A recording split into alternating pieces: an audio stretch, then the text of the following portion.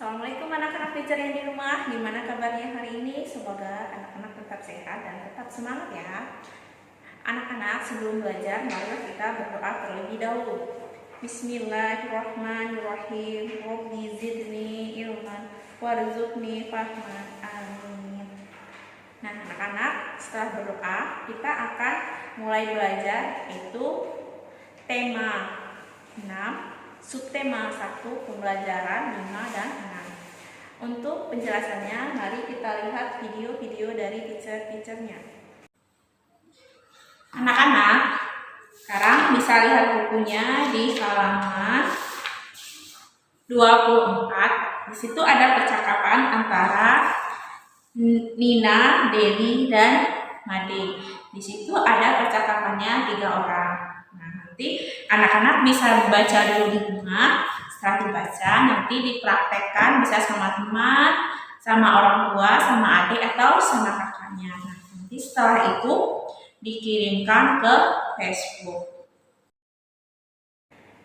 Energi adalah kemampuan untuk melakukan segala sesuatu. Nah, misalnya kita mau mengerjakan sesuatu, kita harus berenergi. Energi itu adalah kita bilang sebuah tenaga yang ada dalam tubuh kita. Kita mau menyapu, kita mau makan, kita mau minum, mau mandi pun, mau tidur pun kita harus berenergi. Nah, itulah dia yang dikatakan sebuah energi, sebuah tenaga atau sebuah kekuatan. Nah, bagaimana cara kita mempunyai sebuah energi? Kita harus makan, kita harus minum. Nah, kita harus istirahat yang cukup. Nah, kaitannya energi itu dengan energi listrik berarti tenaga yang dimiliki oleh sebuah listrik. Nah, kemudian listrik itu, energi listrik harus kita gunakannya dengan seadanya, secukupnya. Jadi kita harus menghemat energi listrik. Kenapa? Apabila energi listrik itu kita gunakan dengan boros, dengan banyak, maka banyak biaya dan pemborosan. Kemudian, cara menghemat listrik dalam kehidupan kita sehari-hari, yang pertama itu memakai AC sesuai dengan kebutuhan. Nah, ketika panas tidak masalah kita menggunakan AC. Ketika malam hari kita menggunakan AC, tetapi dengan secukupnya saja. Tidak boleh selalu hidup dari pagi sampai malam, pagi malam lagi, malam ke pagi lagi, tidak ada hentinya. Kita usahakan pemakaian AC itu dihematkan. Kemudian yang kedua, kita menggunakan televisi, menonton televisi pada waktunya. Nah, di waktu kita istirahat, waktu kita santai, kita bisa menonton televisi. Ketika jamnya sudah harus tidur, ketika jamnya kita belajar, televisinya kita matikan. Kemudian yang ketiga, menggunakan air secukupnya. Nah, ketika air sudah kita gunakan, tidak boleh berlebihan. Kenapa? Yang kita khawatirkan ketika cuaca mulai kemarau akan terjadi kekeringan. Kita akan kekurangan terhadap air. Nah, kemudian di listriknya juga akan terjadi pemborosan. Kemudian yang keempat, tidak boleh mencarger HP semalaman. Nah, terkadang kita mencarger handphone sampai berlebihan. Satu malaman kita tinggalin dari malam sampai ke pagi. Terkadang sudah terisi selama 5 jam atau 4 jam. Tetapi kita sudah ketiduran. Jadi ketika mencas HP, sebaiknya HP-nya dicas sebutuhnya saja. Dan kemudian yang terakhir, yang kelima, membuat jadwal untuk mencuci pakaian bagi yang menggunakan mesin cuci. Nah, kalau kita menggunakan mesin cuci, alangkah baiknya pakaian itu ketika banyak baru kita mencucinya. Jangan mencuci satu-satu. Maka kalau kita mencucinya satu-satu berarti kita menggunakan listriknya juga berlebihan. Hari ini kita akan belajar matematika, yaitu bagaimana menentukan suatu jam atau membaca jam yang sudah ditentukan jarum pendek dan jaraknya. Baik, kita bahas bersama-sama bahwasanya jam itu ada detik, satuan detik, menit, dan jam ya. Dan kalian akan belajar untuk menit, kelipatan untuk menit. Jadi seperti dalam papan tulis dan buku paket kalian sudah terdapat gambar yang sama, bahwa gambar sebelah kiri atas menunjukkan bahwa jarum panjangnya di angka 12 dan jarum pendeknya di angka 5. Hal ini menunjukkan bahwa jam menunjukkan pukul 5. Pukul 5 ya, pukul 5. Kemudian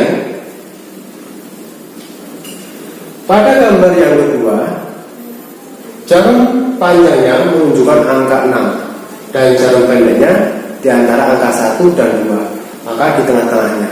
Maka hal ini kita baca dengan menunjukkan jam 1 lebih 30. Dan 30 dari mana teacher? 30 dari kelipatan perpindahan angka 12 ke 1 ditambah berarti 5 menit ya, 5 menit. 5 menit kemudian tambah lagi 5, maka 1, 2, 3, 4, 5, 6. Nah, kalau kita jumlah 5 tambah 5 tambah 5 tambah 5 tambah 5, 1, 2, 3, 4, 5, 6 dijumlahkan menjadi 30 menit. Nah, hasil ini kalian tulis di sini di antara jam 1 lebihnya adalah 30 menit. Nah, sampai di sini bisa dipahami. Jam juga menunjukkan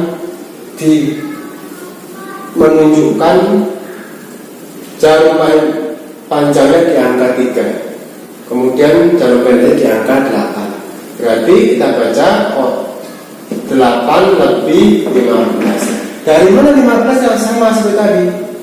5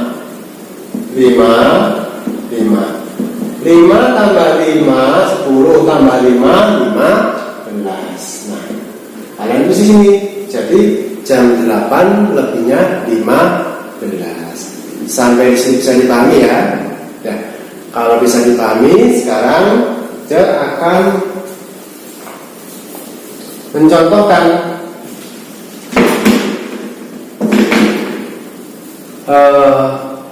pernahkah kalian melihat jam yang menunjukkan jam 12 lebih? Nah, caranya nanti kalian tinggal menjumlahkan dari angka 12, kalian bisa ditambah, misalkan angka 1 berarti 12 ditambah 1, nanti hasilnya ada 13. Nah, 13 itu nanti bisa ditunjukkan dengan angka 1. Contoh ya. Nah, misalkan teacher punya jarum panjangnya di angka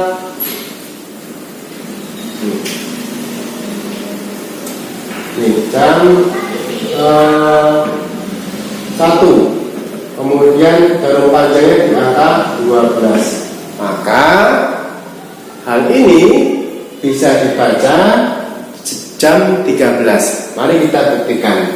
Contoh, pukul 12 siang dijumlah 1 jam, maka hasilnya 13 karena 12 ditambah 1 jam, maka hasilnya adalah dibaca dengan 13. Begitu juga dengan waktu 13 ditambah 1 jam, maka hasilnya adalah 14. Lalu dia mengukur hingga menambah untuk kelipatannya 1 jam. Jadi menunjukkan 14 itu sama dengan adalah jam 2. Jam 2 ya. Jam 2 jam 2.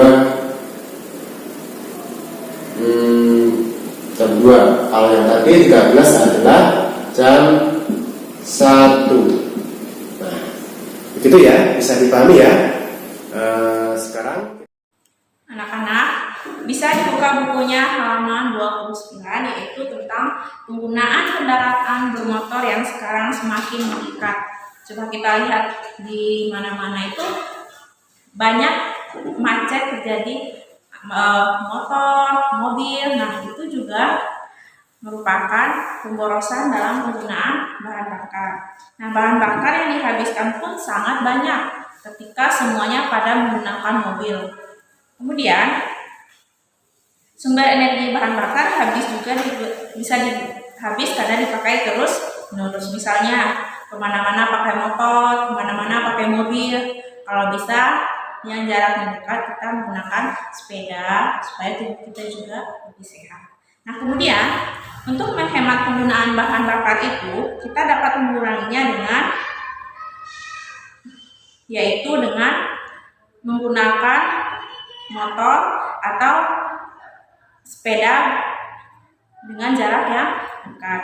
Kemudian bermotor juga dapat mengurangi pencemaran udara. Udara juga merupakan sumber energi bagi kita. Karena kalau kita menghirup udara yang banyak polusi udaranya atau yang banyak asapnya, berarti kita menghirup udara yang tidak bagus atau yang tidak segar. Jadi bisa dikurangi dengan penggunaan motor. Bisa kita lihat pada gambarnya, yaitu macet di kota-kota besar itu terlalu banyak, yaitu mobil yang macet di jalan tol, di jalan raya. Jadi dengan menghemat itu kita bisa menggunakan motor atau bisa menggunakan kendaraan umum. Itu adalah cara menghematnya. Kemudian udara yang kita hidup itu juga merupakan sumber energi bagi tubuh kita. Kemudian ada juga beberapa cara yang dapat kita lakukan untuk menjaga kelestarian udara. Yang pertama itu adalah menanam tumbuhan di sekitar kita.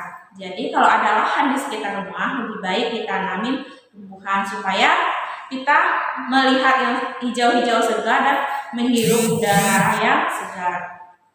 Kemudian yang kedua itu adalah menggunakan alat transportasi yang tidak menggunakan bahan bakar.